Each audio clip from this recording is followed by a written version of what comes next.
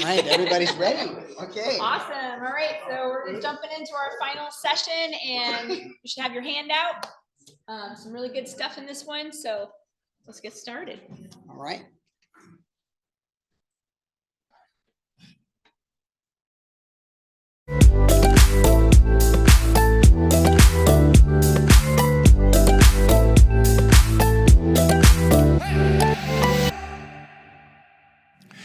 In this session, we're going to cover 3 factors that are important for making your intimate life the best it can be.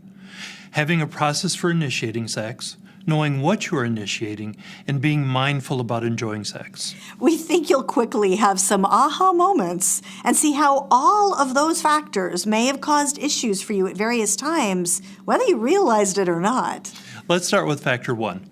We need to have a process for initiating sex. Doing the research for secrets of sex in marriage, Jeff and I noticed something that really surprised us. Now, Dr. Mike, of course, was not surprised by any of this, but we realized that one of the most unrecognized reasons for a sense of feeling disappointed or pressured is that couples don't have a mutually agreed upon effective process for initiation.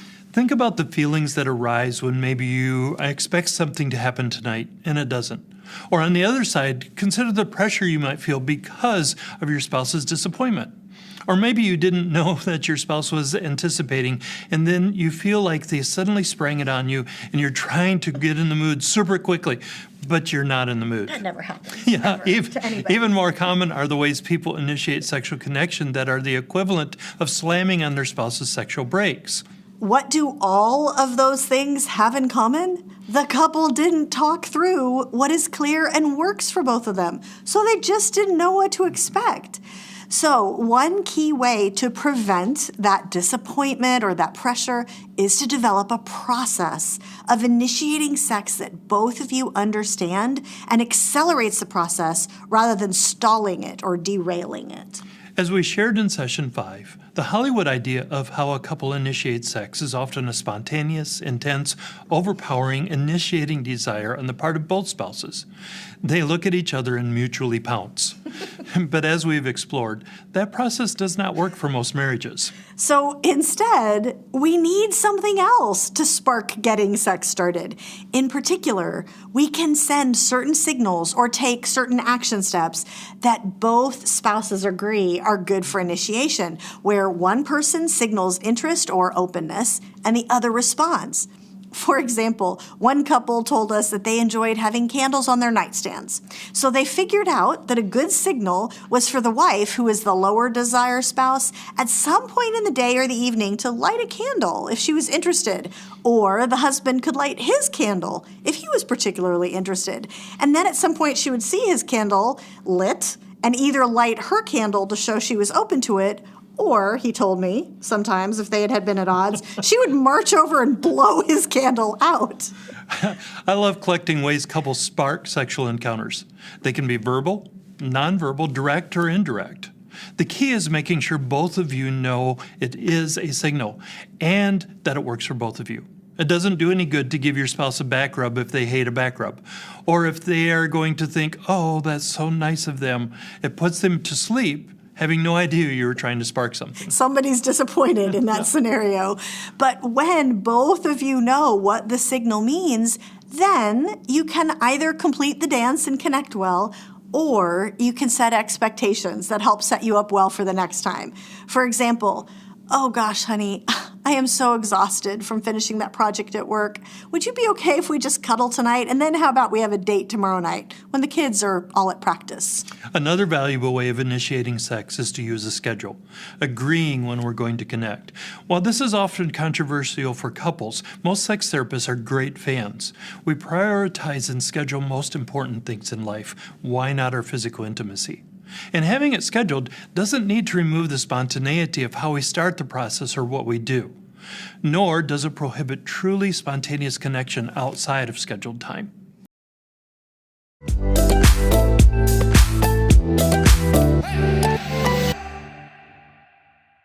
Factor number 2 is we need to know what we are initiating. When we are not clear about what specifically we're looking for, it just adds to the confusion and the hurt feelings and misconceptions. For example, suppose it's been a few days since you connected and one of you sends a signal. You light the candle, you make the flirty comment, you make the private joke that only you guys know what it means, but then you see your spouse hesitate. It is really easy at that point to have hurt feelings, but it is entirely possible that the hesitation isn't because of the idea of connecting, but because of not knowing or being excited about the timing or the type of connection that you're hoping for. It makes a big difference if couples spend time sorting through both how to initiate, which we talked about in the last segment, and how to discuss the type and level of connection. Continuing Shanti's example of seeing your spouse hesitate, maybe you are just looking for a quick, light-hearted romp, but your spouse is thinking you're angling for an hour-long marathon. Or maybe your spouse is really not up for sex tonight, but would love to cuddle. I generally ask couples to talk through 3 different levels: cuddling, making out, and having sex. Cuddling is what you'd be comfortable doing in public, and we need a lot of that sort of non-sexual, non-demand touch in a relationship. It's nurturing, releases oxytocin, is tender, and it connects us. Making out is something that wouldn't be done in public. It is play and arousal focused. Activity at this level greatly varies from couple to couple. The last, having sex, is genital and orgasm focused behavior. It will help to sit down and figure out what behaviors belong in each of those levels for you so you can know what's being asked for and offered. For example, suppose that a wife really wants to connect sexually, but the husband just isn't feeling like he's going to be able to respond and he's going to be frustrated. What do? They can agree to make out, allowing for rich sexual connection and pleasure while still removing the pressure to perform.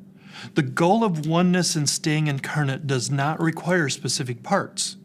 If you don't have a way to figure out what is being initiated and what is being agreed to, it can lead to a lot of unnecessary pulling away or a lot of pressure or distress that didn't need to be there. People have told me things like, I'm not even comfortable with kissing any longer, or letting my spouse touch me because if we do, it means we have to have sex. Imagine operating based on that assumption, pulling away more and more, feeling disconnected, and then discovering that your spouse absolutely did not expect that this particular action would always lead to sex. How tragic. What often works well is for the lower desire person to set a clear limit. This is what I would love to have happen, but not this. Invite what you would like, but then gently draw the line. Then it's important that both of you honor that line. Yeah, for example, suppose your spouse says, I would enjoy cuddling with you tonight, but I just don't have the energy to have sex. Let's shoot for tomorrow night, okay? Once that cuddling boundary is set, the spouse needs to get very protective of that line. Now, if the person who set the limit wants to change it, then fine. But for the higher desire person, honoring that line has 2 vital effects. First, it frees your spouse to enjoy the time together without the anxiety or pressure of having to hold the line and pay a relational cost for it. They know you're not going to go past that line. They know they won't be pushed or pressured, so they can relax and enjoy the time together. Second, you're practicing sexual self-discipline in a way that honors your spouse and your marriage. You are saying, I respect what you have asked for. I can control myself. I can take care of you in the way that you need to be cared for. That is powerful and often fuels desire. Let me also mention a crucial parallel point. Just as we do a good job of kindly setting the lines we need or honoring the line our spouse sets, it is also important to do a good job of kindly giving and receiving a no. Because that can be painful to hear, a helpful way to send the message is the timing isn't right. Giving and receiving a no well is one of the crucial skills that can either hurt intimacy or build it. It's okay to have human emotions, to be disappointed, of course, but without pouting or anger or shaming. In other words, that's okay, I understand. I love you. Maybe on Friday? You can learn more about this in the online video listed in the resources. For now, let's discuss how the concept of setting and honoring those boundaries is applied in lots of different areas of life. It really is a great skill to build. and truly should help create great intimacy in your marriage as well.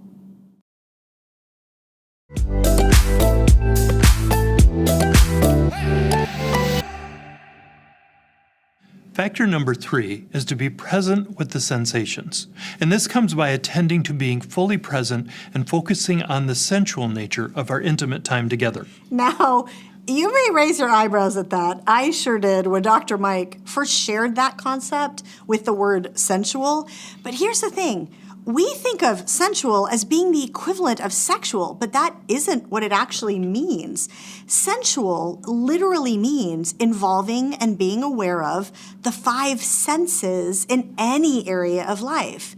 So let's give you a bit of a primer on our senses and why it matters and how it applies to intimacy. So our bodies are literally designed to be sensual, to take in sight, sound, smell, taste, touch, and more.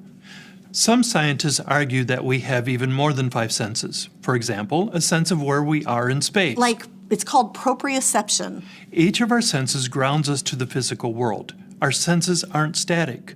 We can strengthen and fine-tune them. For example, master chefs or sommeliers typically fine-tune their sense of taste to where they can detect subtleties most people totally miss. As our senses pick up on incoming stimuli, like light or sound and so on, our system typically has an emotional response to that stimuli. Something we experience as pleasurable will tend to have a calming effect or a positive, exciting effect. So we tend to be drawn toward that type of stimuli. As you can imagine, our unconscious and conscious brains tend to push us away from a stimuli we experience as negative. So, our senses play a major role in connection and intimacy in all our relationships. Think of the bond created as you hear the sound of your baby snuffling in their sleep, or as you hold your mother's hand while she waits for surgery.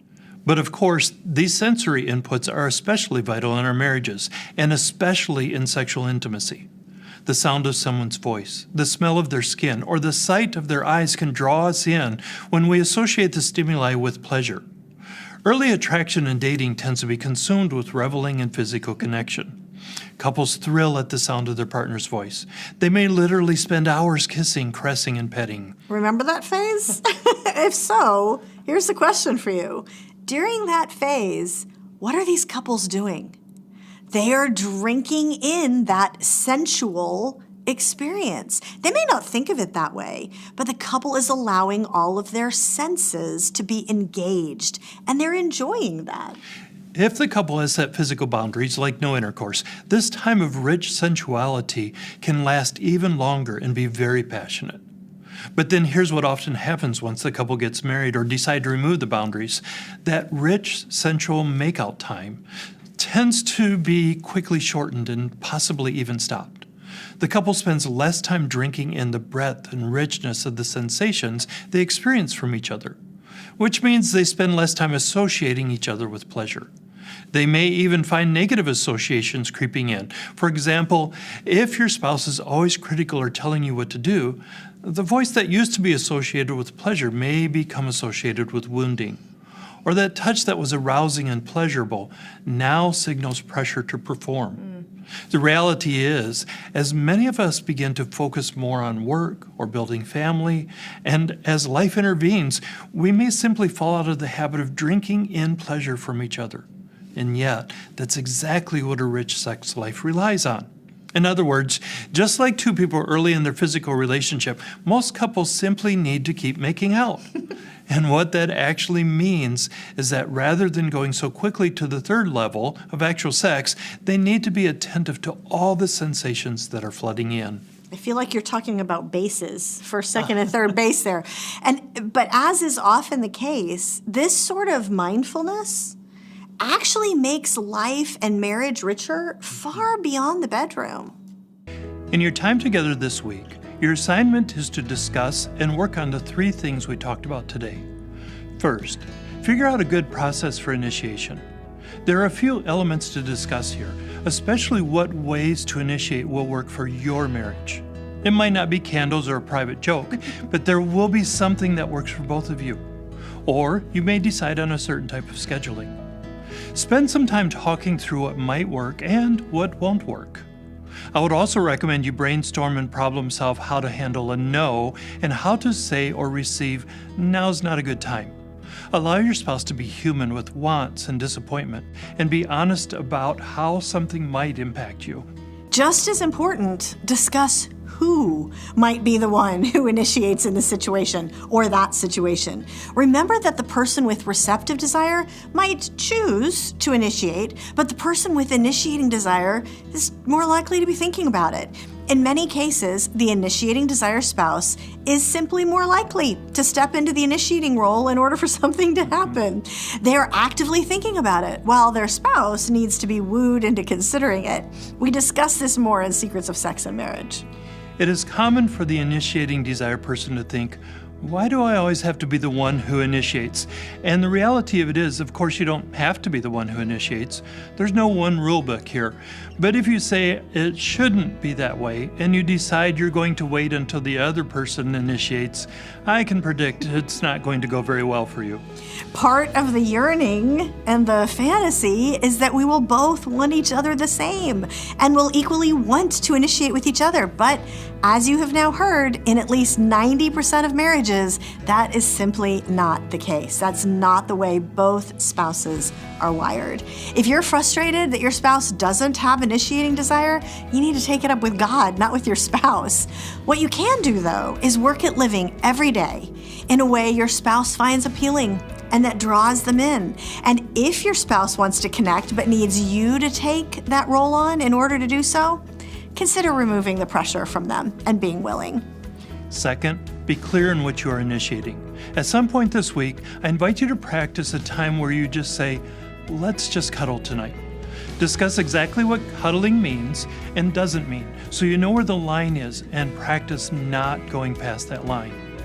Third, when you next connect with your spouse sexually, practice slowing down a bit and drinking in the sensations, rather than rushing through the making out stage and straight to the sex stage. Then discuss it afterwards. How did that go? Every one of us wants to be wanted, and we want to be desired and loved. Putting a little effort into figuring out a good process for that will go a long way. All right. Really good stuff there. We got the cheat sheet for you, so make sure you got the fill in the blanks right. Yeah, so go ahead and fill those out as you need to. Yeah, some really good stuff in that session, and we just want to encourage you to try different things. And of course, communication and talking about it is so important. Some things, like, for example, some of their suggestions we found really, really helpful. For example, scheduling was something that I was like very resistant to earlier on in our marriage. I was like, that's just weird. It should just be the spontaneous thing. And I was very resistant to that. But he was like, and anyway, he was promoting it. And I don't know, I started hearing it other places, other good marriage teaching started recommending it as well as something that's beneficial. And lo and behold, we tried that, and that has become something that's very helpful to us, something that we both really look forward to. And it doesn't mean, like they said, that you can't have spontaneity as well. So anyway, we just want to encourage you to have good, honest communication about these things and be willing to maybe try something, and maybe that won't fit or work well, but you could try something else and maybe it will. Yeah. Go ahead and fill in your blanks and then jump into your couple discussion time for about 10 minutes. 5 or 10 minutes.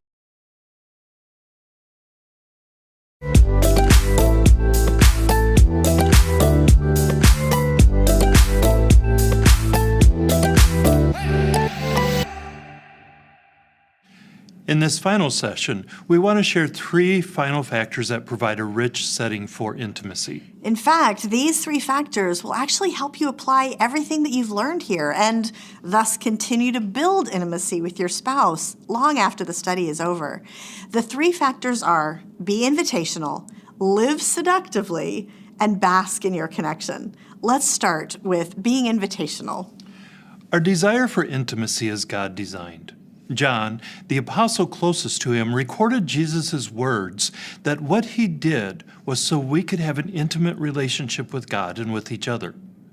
When I read all the stories of Jesus' life, I am struck by how invitational he was. Of anyone, he had the position and the authority to command a response. Yet we see him inviting, "Come, follow me." And something about him was so drawing. People left their career, families, communities, wealth, everything to respond to his invitation. One iconic example is recorded in Revelation 3:20. Christ identifies himself as the groom, and he's talking to his bride, the church. Now, he has just finished cautioning his bride for not being fervent enough for him, right? He desires to be with his bride, but the key is, how does he reach out? He says, "Look, I stand at the door and knock. If you hear my voice and open the door, I will come in and we will share a meal together as friends." I love this imagery. Rather than rebuke, demand, or shame, he gives us the image of him knocking at the door of our hearts. The God of the universe, the crucified and risen Christ, if anyone has a right to walk right in and take over our hearts, it's him. Yet, he stands on the porch and gently and politely knocks. Think about how different this is from our natural human tendencies. He's not pounding on the door demanding that we open. He's not whining and moaning and complaining because we haven't opened it to him. He's not giving us the silent treatment. He's not threatening to go to another house. He is simply signaling his readiness to connect and is waiting on us, waiting for us to open the door, with the promise that when we do, he will come in and share supper with them, the intimate connecting meal in that culture. So, how does this apply to us and this concept apply to our marriage? I see it as a great model for couple connection. A model we would do well to follow when we desire something from our spouse. Because our typical human response when we want our spouse to be different is to begin to push, right? We invalidate the spouse with statements like, "How could you think that way?" Or we complain, "If you really loved me, you would want to give me what I want." Or we withdraw in punishment because we don't get our way. We tell others biased stories that stack the deck against our spouse and justify ourselves, all in this attempt to kind of coerce our spouse into what we want. But, we said in session 2, that does not work. It actually does the opposite, because suddenly we have just made ourselves an adversary of our spouse. And now suddenly we're on opposite teams and we're kind of battling over something. Yeah, neither overt or subtle pressure to perform is beneficial in drawing our spouse in. This is true for any area of intimacy in marriage, but especially in something as sacred as sexual intimacy. A more effective and Christ-like approach is to do all we can to live in a way that draws our spouse to us. He did everything he could to make it safe for us to approach him. Then he invited. Our task is to do what we can to create a safe space for our spouse, a space they would want to be in, and then step back and invite them into that space with us.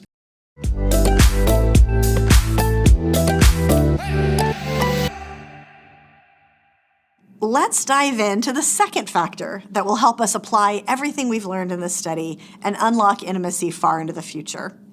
Let's ask ourselves a crucial series of questions. What happens if we take an approach to our spouse that realizes everything we do is communication, and we seek to communicate positively as we learned in session 2? What happens if we walk with curiosity, acceptance, and grace for each other as we learned in session 3? If we stay focused on a joint vision that we've created together, as in session 4? If we are intentional in seeking our spouse out and creating sacred times to intimately be with them and are always inviting.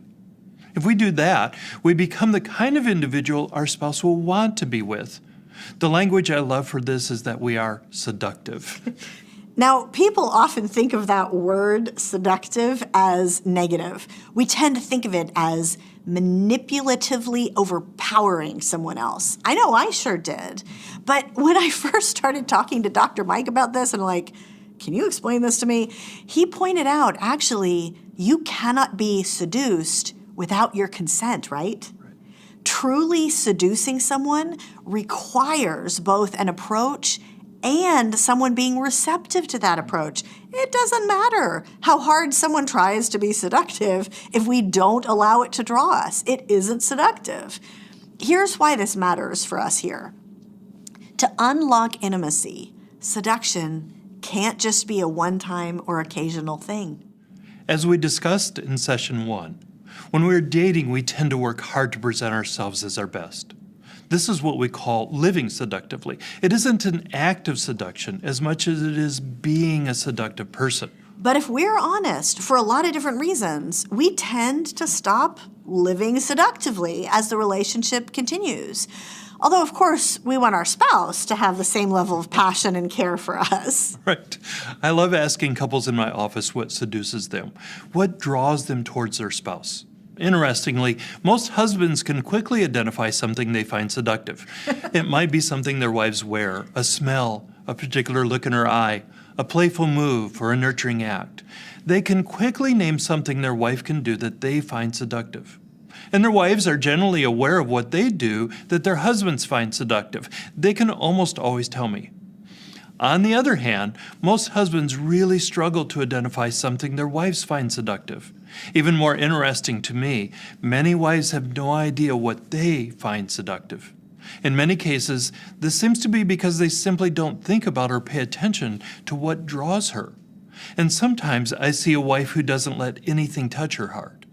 They may be over-focused on tasks, fearful, wounded, untrusting, often for understandable reasons.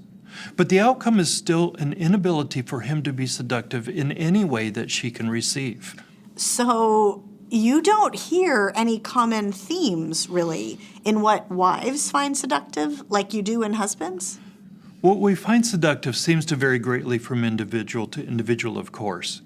But the theme I seem to find most common for wives has to do with tenderness and grace. Interesting. Often in the role of a father. I asked one woman, "What do you find seductive? What woos? What draws you?" After thinking for a few moments, she told me of a time that her husband came home from work and saw her exhaustion. He told her, "Go lay down on the couch for a bit. I've got the kids." She said as she laid on the couch relaxing, she watched him sit on the floor, holding their infant tenderly with one hand while playfully wrestling with the toddler with the other. She said she fell in love with him all over again in that moment. He was so sexy, she said. But she was tired, and they have two little ones. Yeah. Success in being seductive isn't having a physical act as an outcome. It's touching our spouse's heart, allowing our heart to be touched. If her husband had come home stressed from his day and been irritated at the chaos of the home and her lack of energy, he would not have been living seductively. If she hadn't allowed herself to drink in his tender playfulness and care, she would not have been seduced. Successful couples work at always presenting their best to each other and allowing it to matter to us when our spouse does the same. So I guess the question is, we all have our bad moments and need grace, but are we living seductively enough that our spouse recognizes it as who we are and not a way that we are acting because we want something? Right.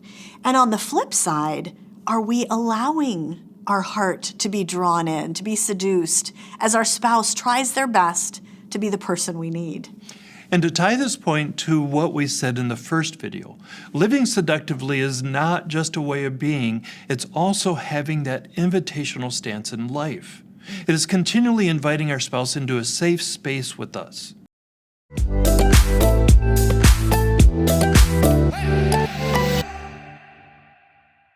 To assist me in working with couples' sexual connection, I created a model called the intimacy model. To a large degree, that model is what you've been walking through for these 8 sessions. In the model, which you can see in the workbook, the last step of each sexual connection event is called reflection. So as we begin to wrap up our time together, this is our final factor to discuss: the importance of reflecting on our connection as a married couple, because that can apply to our actual intimate life together and to creating an intimate invitational marriage for a lifetime. So could you start by explaining that concept of reflection in your model? Especially, honestly, I'd love to hear some of the science of how God appears to have wired us. So the climax of each sexual event allows us to reach a unique physiological state as our neurology and biochemistry respond. A multitude of hormones and other neurotransmitters radically shift levels, and our body switches from the parasympathetic to the sympathetic nervous system. This special physiological state appears designed to be unique. That condition and the possible emotional state that goes with it can last quite some time afterwards. As a result, we have the option to be powerfully connected to each other at that time.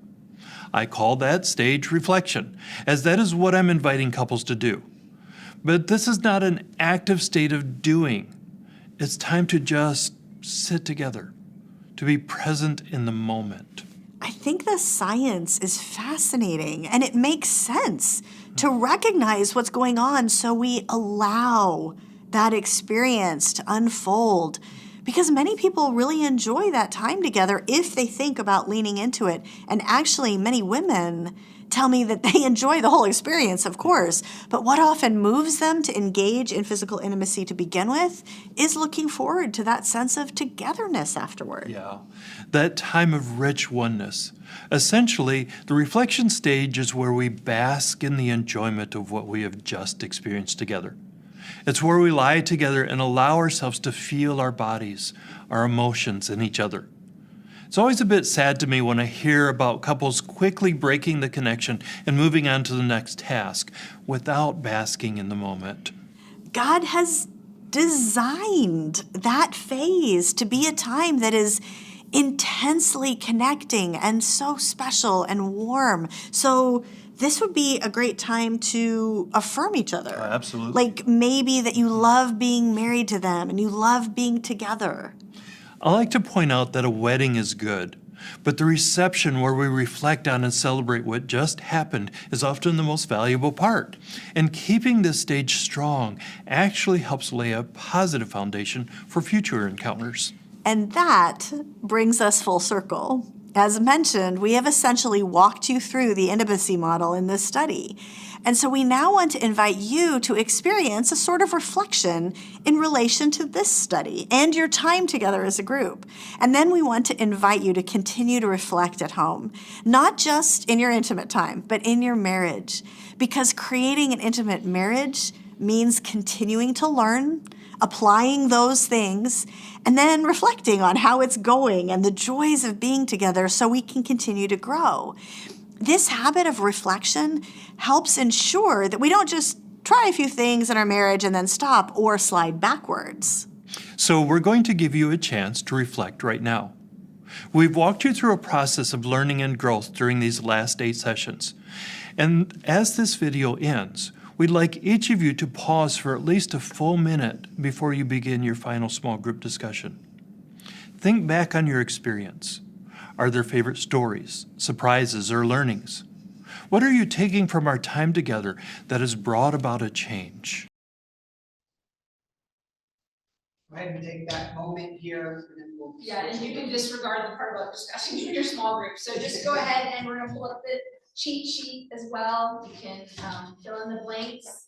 And then we're gonna let you guys jump into your final couples discussion time. And then other fun stuff after that.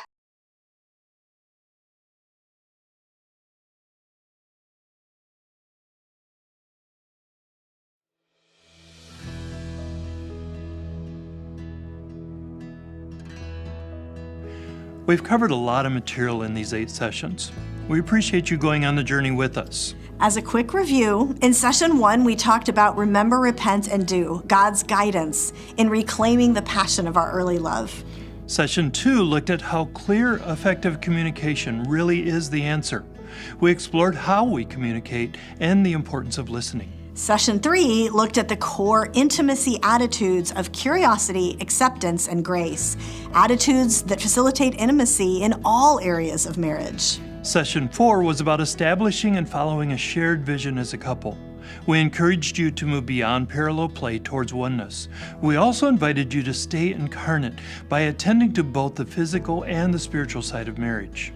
Part 2 moved into a greater emphasis on sexual intimacy in marriage. We started by talking about different types of sexual desire, especially initiating and receptive desire, and encourage you to talk about where each other were and how that impacted your marriage. In session 6, we acknowledged differing levels of desire and explored intentional desire, as well as hindrances and helps to desire. Session 7 explored how we initiate intimate physical connection with each other. We provided some tips and encouraged you to work on mindfulness in the process. And in this session, we've talked about a couple more of my favorite subjects: staying invitational and choosing to live seductively with your spouse. In covering all this territory, our prayer has been that the exploration of the topics in your group laid the foundation for deeper, more meaningful discussions in your marriage. We hope you have seen that lead to change and great encouragement. While we've come to the end of our group time together, this is not the end of your journey. In his ancient letter, James, the brother of Jesus, points out the importance of not just listening, but also taking action when we've heard the truth. We invite you to continue the journey together as a couple. Work to apply at least one significant change that has resulted from your experience in this group and carry that forward in your marriage. Please visit secretsofsexandmarriage.com for additional resources that you can use in your marriage. As always, we have provided a host of discussion starters for you to use in your marriage following this session. Thank you for investing in your marriage, and God bless you as you seek to reflect Him in intimacy. We have loved being with you.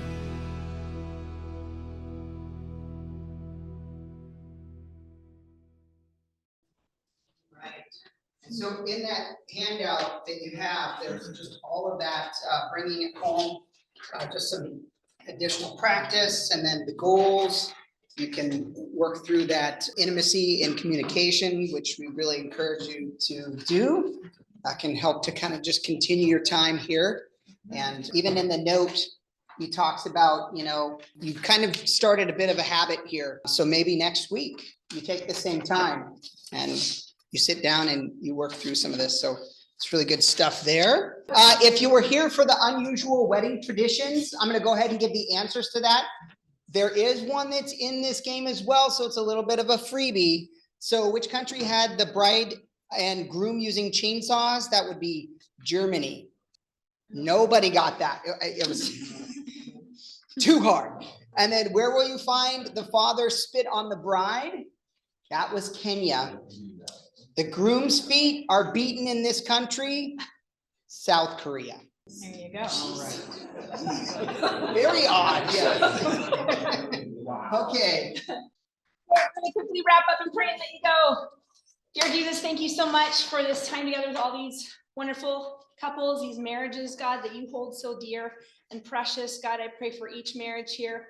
I pray that all that they learned over this past few weeks would just go deep and help their marriage grow stronger and more intimate. And we just thank you for each one. Thank you that they took the time to invest in their marriages. And I pray that you would bless them and that would be fruitful, God. Yes, thank you, Jesus.